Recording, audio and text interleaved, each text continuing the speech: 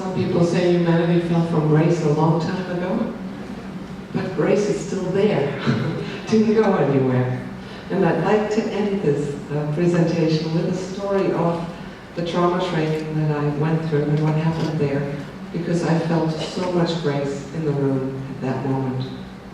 So we were working with colonialism, and people from all cultures were trying to be with the trauma they carried from that particular input. And in the midst of it, there was a white gentleman from South Africa sharing that he had been drafted into the army, although he did not want to go there. And he shared how heavy that weighed on his heart, what he had to do there. He was in tears. It was very moving. And we were all attuning and being with him and grounding. And at some point, he turned around to a woman in the right corner who was from Namibia, a black woman from Namibia, very much in her tribal colors and very connected to her ancestry. And he begged her for forgiveness. He walked over and he was on his knees. We were all like, wow, what's happening now? And as he's crying, she just looks at him.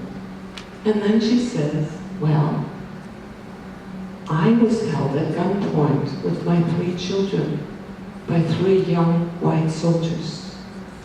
And I had to do whatever I could to slow them down, to soothe them so they wouldn't shoot anybody. So she shared her trauma that almost fit with his. And then he begged for her for forgiveness again.